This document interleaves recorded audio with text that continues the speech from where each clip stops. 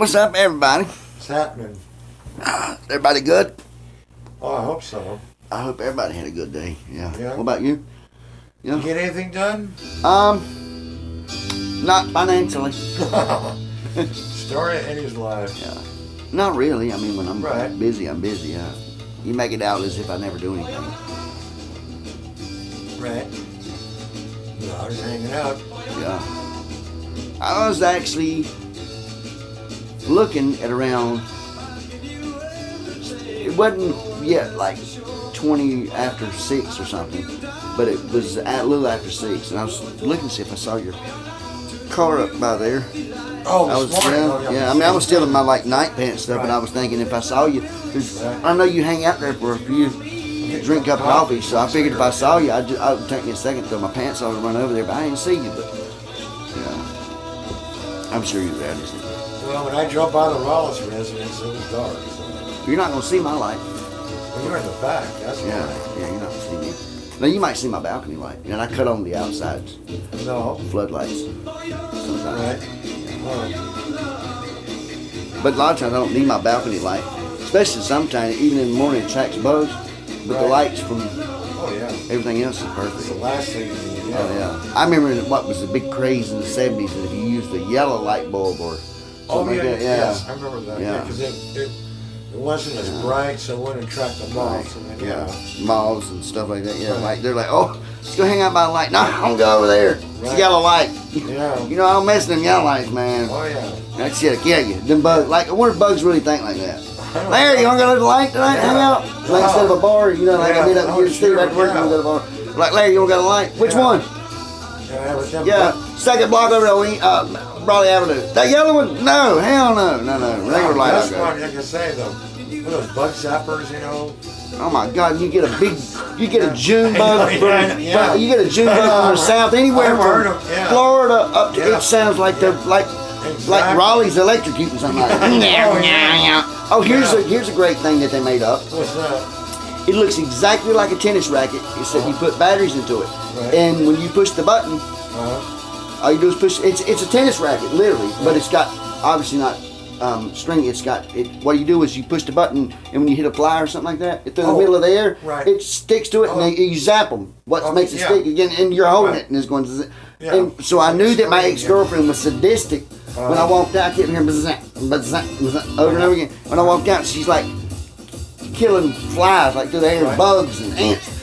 And like she's laying on top of an ant and getting the ants like walking. Oh wow. I look at her like, dear God, Oh shit. if you progress any more from a bug, I'm gonna start letting you as a serial killer and I'm out. Yeah. She's like, I'm addicted to doing this. I just love it. I'm like, really? Wow. Yeah, you're seeking out. When you look through a rock to try to zap a bug because you like it. Yeah, I remember fishing, man. Remember the ones that be out, especially by the water on Lake Norman. Yeah. I'd be fishing all of a sudden. Me and Mike would hear, you know, I'm like, dear God, and it spark even, you know. Right.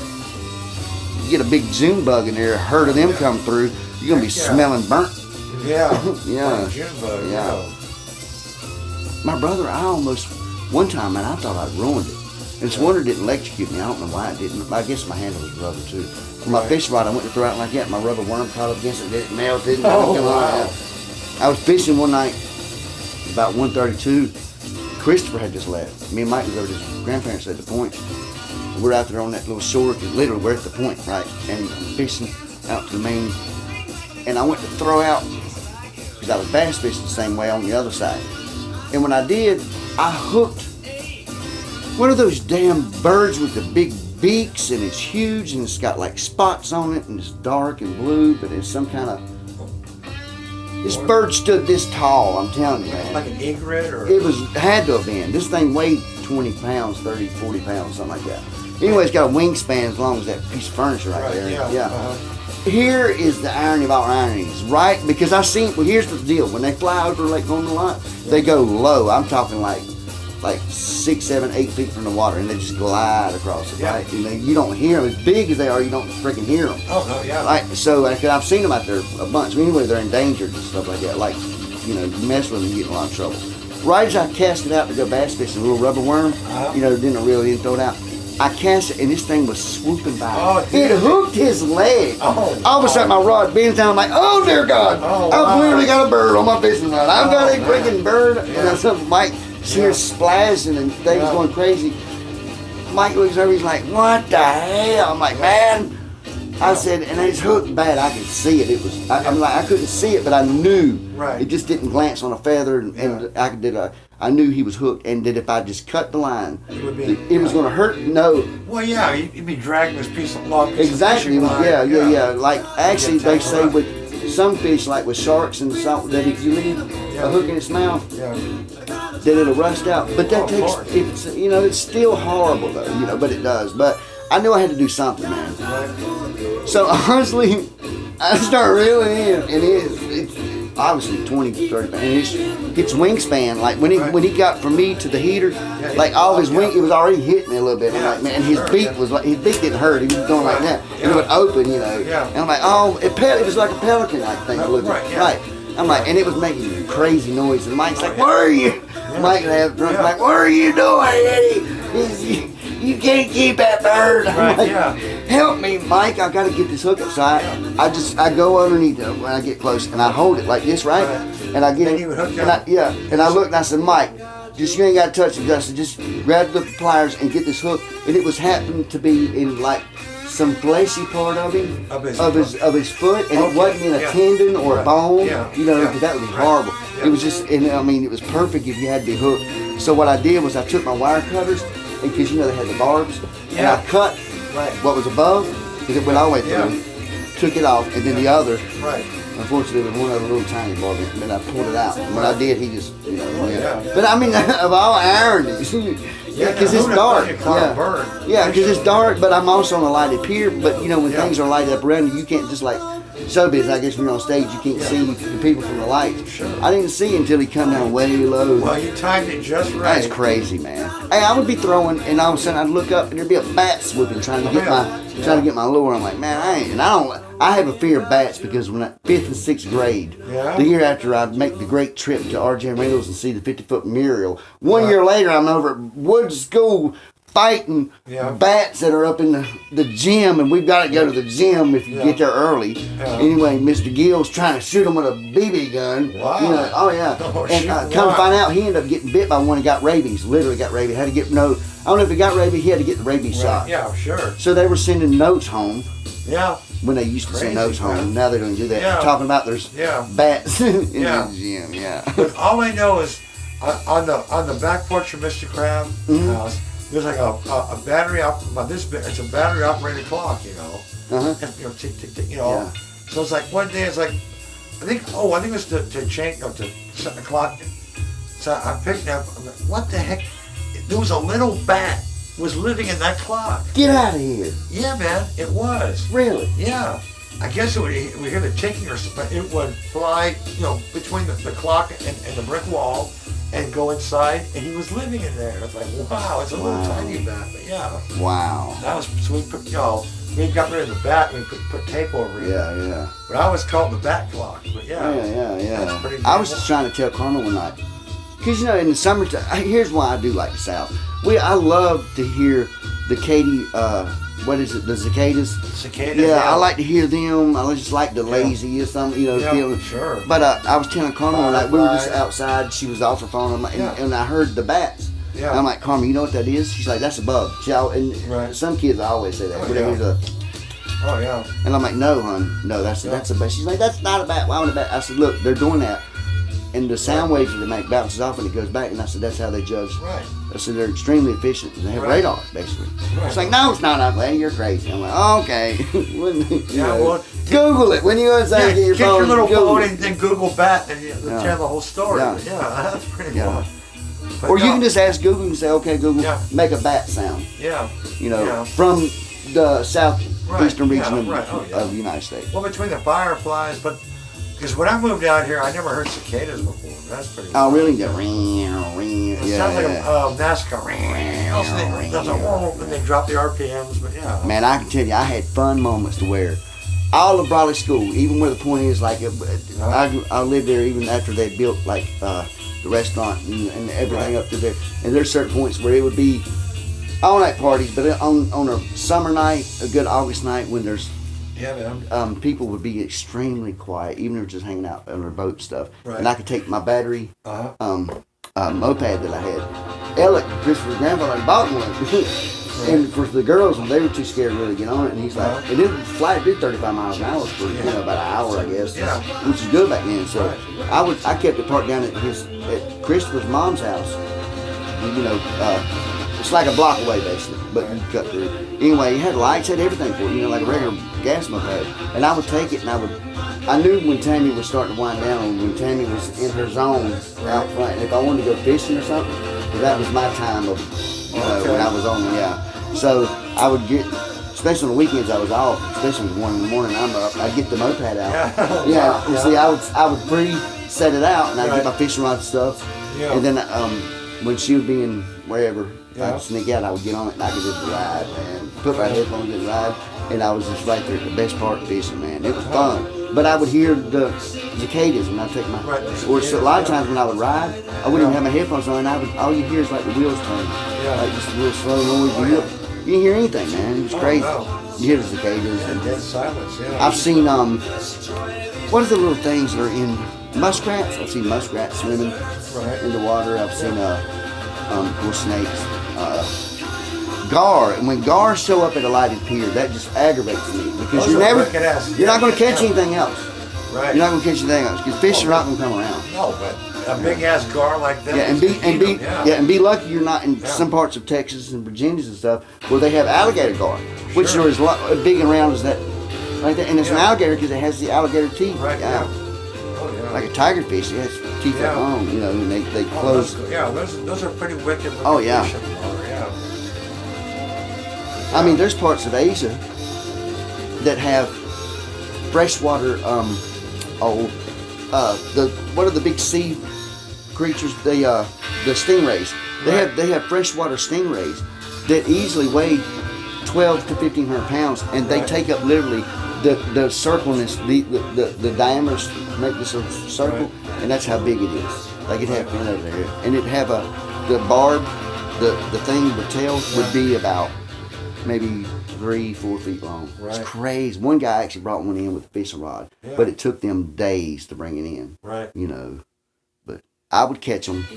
I would catch some of them frisbee size, like really frisbee size, maybe a little bit bigger, tiny little bit bigger, and it would be like I was fighting a shark on it. And when I'd bring it in, I'd see a little, and so I'd go and I'd take my foot and I'd step on it, and and then I would go take the hook out, and as I was inevitably, there was always a local. Because I was doing this when I worked for the DOD, me and Travis go fishing at Paris Island. And this guy looked over one day, he's like, man, what you gonna do that? I'm like, you can't hardly eat it. I don't want to eat it. I mean, you don't want it? I'm like, no. He's like, all right, can I have it? I'm like, yeah. So he walks over, steps on it, done what I was gonna do. Then he pulls out the fucking knife and he just cuts off the little side of his fin, his stingray, and then puts a hook in him and throws him back out. And a little bit later, like 3 years later, he got reeled in a shark. You know what I'm saying? So I started. But I was using shiners that are about. Shiners, what are they called? We call them shiners, but it's not the shiner you have down here. Right. It's like a spotted shiner or something like that. And it looks exactly like a mini swordfish. Okay. Like a huge swordfish, but they're about this long. The actual body part is like that, and then it has a nose about like that long. Okay. And I would take it, and then the nostril, you could hook through the nostrils. Of course, they were dead, and I would throw them out. Man, I would catch shark every single time. Every time. And the Paradise Pier was the longest pier on that part of the North Carolina on the coast. Right. I told you it was so long that the guy, the pier master, would look to see if people were drinking, you know. And he was like a Rodney. Because we were there for a few months. Here's why. Not only was he paid very little to do this job, but he took it like Rodney might as well have sworn an oath to protect the President of the United States when it comes to that laundromat. This guy felt like that the government had paying him to protect at all costs the rules and regulations of this thing. Like he would, and see, here's the thing. He has an office up at the top, like he had a little place next to it where you can go in, you know, bathroom, stuff like that, vending machines, whatnot. But he had a little office over there. But then there was another one that was like tiny, and we knew because you could see that's where he would stay over at that area a lot and sit on a chair. Here's why, because he could see when you pulled up. There's no charge on this pier, right? Because the state run whatever. But there is a donation, which is expected, sure. you know, because there's protected clam areas around the pier that the Native Americans would come in and use. It's that long of a pier, you know. It's crazy. Anyway, we would show up and he would look to see if you put money in there, you know. And I remember one time, crazy, the best money I ever made in my life. Best money that I well, maybe not best, but close to the money that my boss made. Me and Travis pull up, and one night we realized we had gotten beer, we got everything, you know, whatever we needed, because we don't get off at 7. We have 12-hour days. It's our time. We got beer. I can't smoke pot. Anyway, as we walk up, he's like, "You got a couple dollars?" I'm like, "Man, you're awful bad." Or I said, "To be my boss, you're awful quick about wanting me to pay a couple dollars." You know what I'm saying? He's sounds like pain. Yeah, he's like, "Man, I'll buy you something to eat tomorrow." No, but he was good. Anyway, I went to open my wallet. I'm like, "I didn't bring cash. You have to give me." I said, "Even if it's 20, just put something in there and we'll pay it back." We made good money. We had any. Right. He looked in the wallet. He didn't have any cash. So we had our debit card. Yeah. I couldn't believe it, man. So you know what we did? I pretended like I had something out of my wallet, still put it in the box. Do you know that when we were down there, he wouldn't have checked that? Oh, no way. Because I guess he knew, you know what I'm saying? Right, yeah. Downtown, they ain't put nothing in there. Yeah. I was going to put a card. I was going to put like just paper in there, but I thought no, because you know I didn't seal it up. And you can actually reach in and get to it. He didn't keep a lock on it like that. That's why I always was. It was stupid. Yeah. Wow. But, you know. He was there all the time. And man, we'd carry our coolers down here as soon as I crack a beer. Travis said, "You see him yet, man? I'm going to hook up." I'm like, "No." And I'd say, "Oh, man, here he comes. He's going to come over here. I forget his name. He's going to come talk to us, man." He's like, "Man, we got enough time to kill a beer or two." And he would get on his golf cart and he would ride down through there. And like by the time he got there, we'd smash him and throw him down. Like, "You boys ain't drinking, are you?" "Not us." Oh, no, us? No way. Exactly. Oh, yeah. We'll have to trip. Yeah. He's like, "Y'all know I got binoculars." He could see it.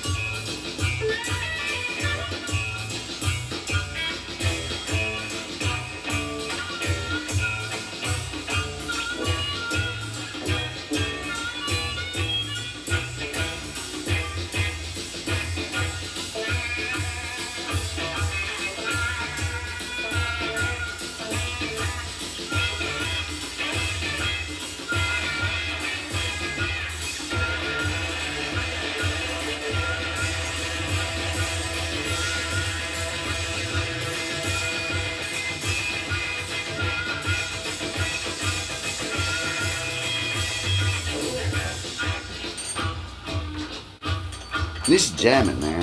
Oh, yeah. I like the harmonica on this. Oh, yeah. You guys can play this. Oh, yeah. Yeah. So what's up for tomorrow? I'm pretty sure I got to go over with him to go do a couple. I think we got to go to Alex's. Right. We're not doing his holiday, we're just doing his truck stuff he brings down here. Uh-huh. We got to do that. So, and I don't think it's going to be raining tomorrow. I don't know, but good question. Yeah, even if it is, I got one to do tomorrow. Right. Yeah. Huh. Man, he was getting to where yesterday, he got a bad, well not a bad, but he's got a cold pretty much. Oh yeah? But I mean, he's good about everything. He's around, he sprays with Lysol. Right.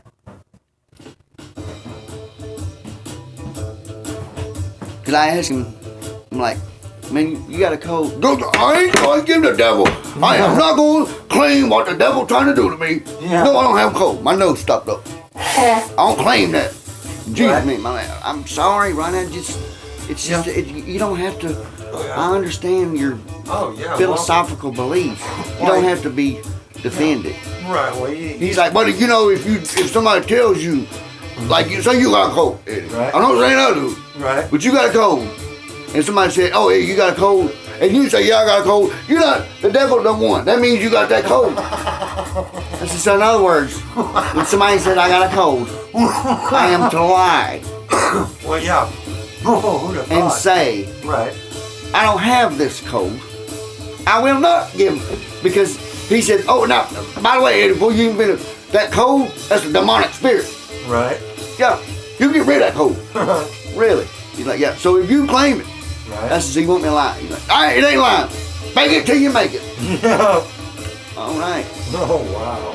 That's a concept now. A lot of Christians don't use that. It'll help you. Oh, yeah. I'm like, well, I tell you what, I'll keep taking my Dayquil, Right. which has antihistamine in it, Right. and I'll pray. Yeah. And I'll pray for you. Heal. Well. I said, in fact, I do. I pray Jesus heals you right now. He said, "Well, I'm talking about that. There you go. But I ain't gonna take no Dayquil." Right. And I said, "No, okay." I said, "But let's see. Let's do a."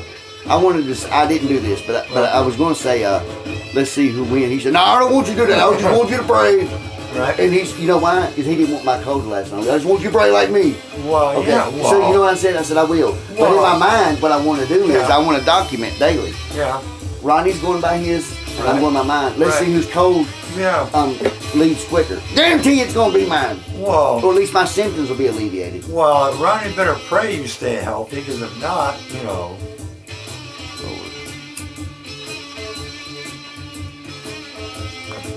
Oh, this is hilarious. I was on the balcony about, man, probably 10 or 11, something like that. I walked outside, Right. and I knew I hadn't heard the chimes from the church bells ringing at lunchtime. So I was sitting out there smoking a cigarette, and all of a sudden, I looked way ahead, and coming right from where the steps are at the church, Right. I seen him walking up right there, because I can see forever. And it was Fitzgerald. He was walking, he had his toboggan on. Fits. Yeah, and this is the middle of the day. Yeah. I mean, there's not really that much going on. A lot of traffic over there, but, you know. So Yeah. I was like, I went out and said, "Oh," because it reverberates. Yeah, yeah. And that's all I did, is on his lap. Now, he's all the way over there, right? Uh-huh. And I seen him, he went, and I went, "Hey!" Uh-huh.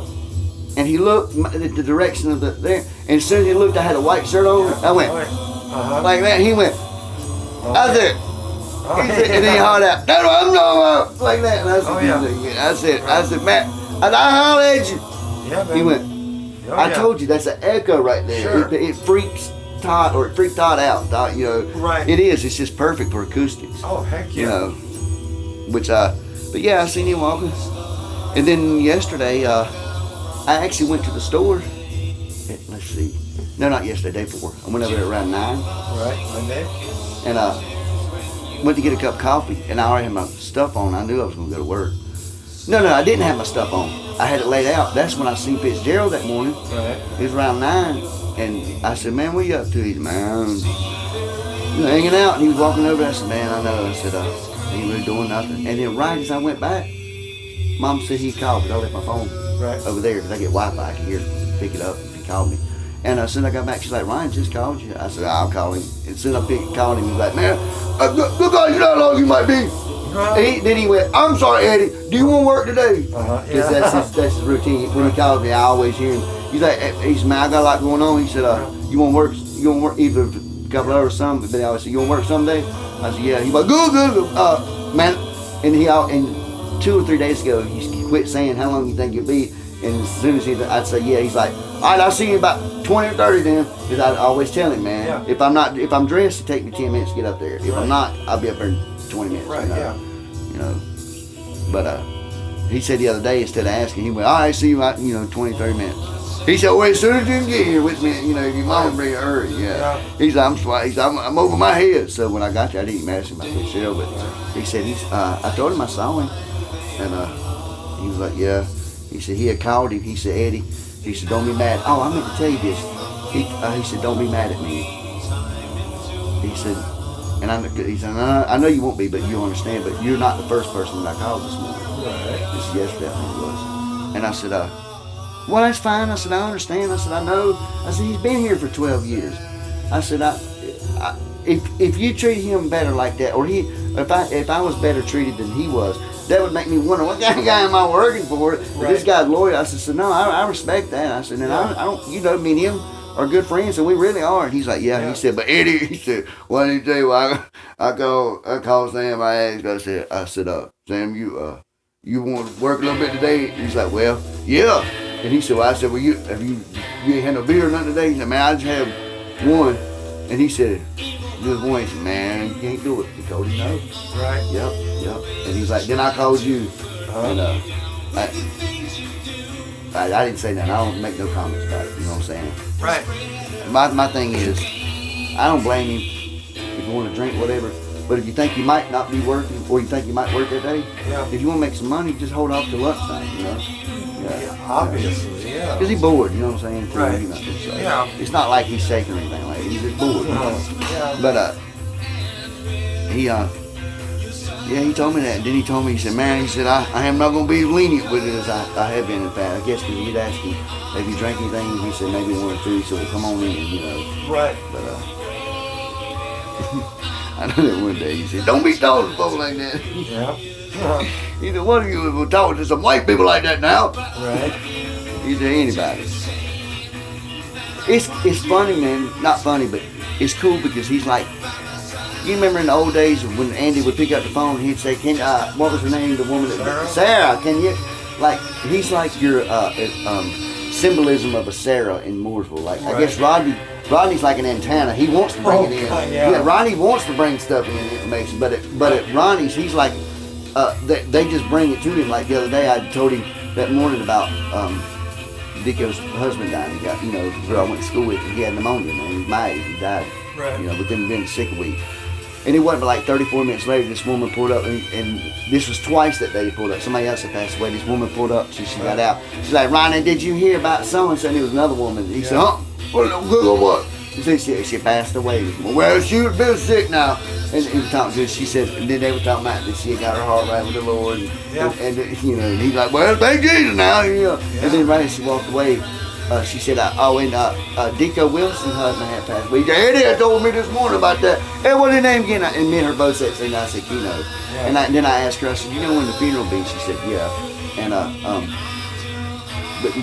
then right as she was getting in the car, he hollered out something else. He said, did you hear so-and-so? Hey, sister. And she get in the car, he's like, did you hear that so-and-so had been sick? Said they got prostate cancer. You pray for him. Don't claim it. Pray for him now.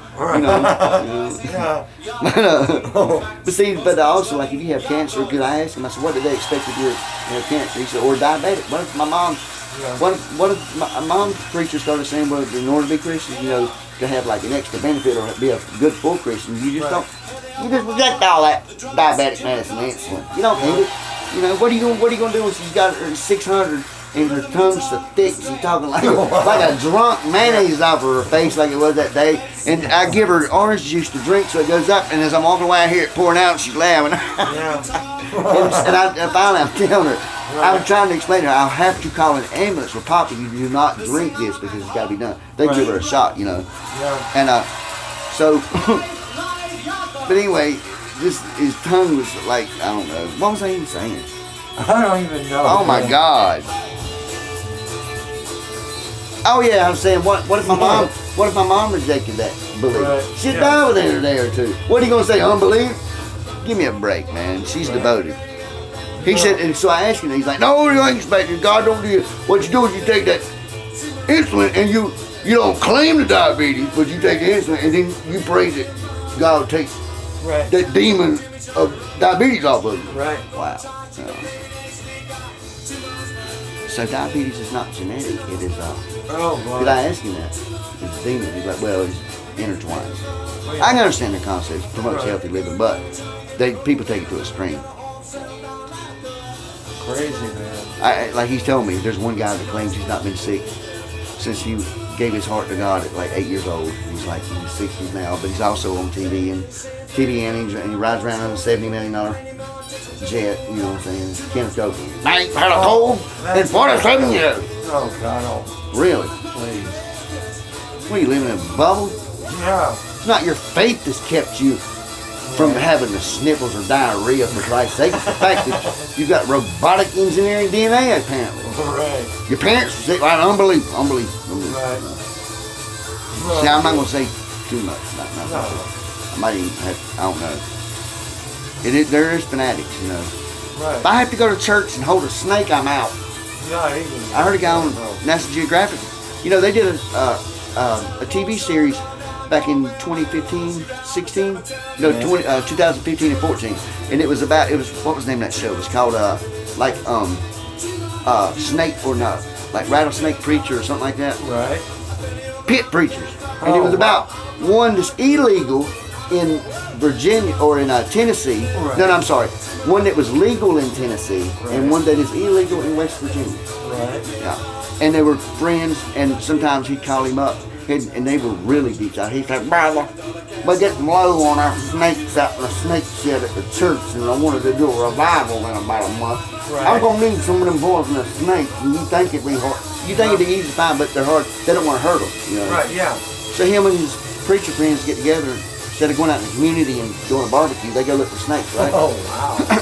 National Geographic was with them when they went on a 4-hour journey to somewhere in the deep south of the bayou, like swamp country. They're looking specifically for copperheads, rattlesnakes, and water moccasins. Right. Hang on, wait, you ain't gonna believe it. I gotta finish telling you this story. Yeah, I know, but yeah. Hello? Hang on, man. Oh yeah. Hello? Hey. Oh. A lot? Wow. What?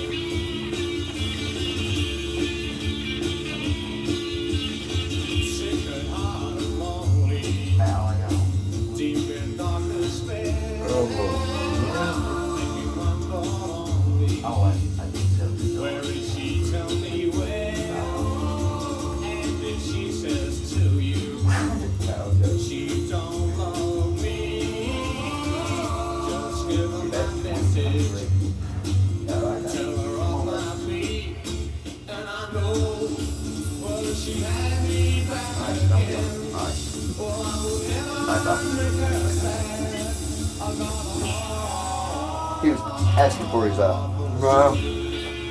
But no, but you talk about But anyway, they were hunting for these snakes. Right. I'm almost done. They were in the bayou, National Geographic watching, and the guy from Tennessee's like, "Oh brother, look at here what I found," and he had some kind of poisonous. Right. But he's like, "Look how fat that one is," and he had the tongs picking them up, and he's showing it to the other pastor. He slips and he gets too close, and he bumps that preacher's son with the snake, and it bites the kid. The kid almost dies. He's like, "Oh," and this is what you hear. "Oh brother, I'm sorry. Let's start," and then immediately they start praying. Right. Yeah. Fast forward 6 months later, and the preacher whose son lived through that, he ends up dying in front of National Geographic crews at a revival one night. Yeah. They had a little mini swimming pool in the front of the church where they were doing a foot washing. Right. And he was holding a bunch of snakes, and I guess during the second stanza of Amazing Grace, he got bit twice. Oh, wow. And after much prayer and fervent pleading, he passed on to the other side. And it wasn't a mistake. It was just his time to go, they said. Right. Well, it probably wouldn't have been his time had he not been holding 19 different Well, copperheads. that's what I'm saying. Yeah. What kind of fool would do that? The fools that are raised by people who are fools and have no type of intelligence It runs when in it the comes. family. They're taught what their parents are taught, what their It runs in the grandparents. family, Yeah, resting on your laurels. And any good religion or politic or any type of anything you should be involved with should always tell you, don't go rest on your laurels or by what we say, investigate it. Investigate it. Don't try this at home. But it's the end of the record, Eddie. Are you serious? Yeah, man, it was good. Yeah. Man, that was great. Oh yeah. Oh, what's the name of it? The Yardbirds. I know, but what's the album? Oh, it's with Jeff Beck. Yeah. Okay. All right, guys, we are out. Yeah, man. Bye. Have a good night.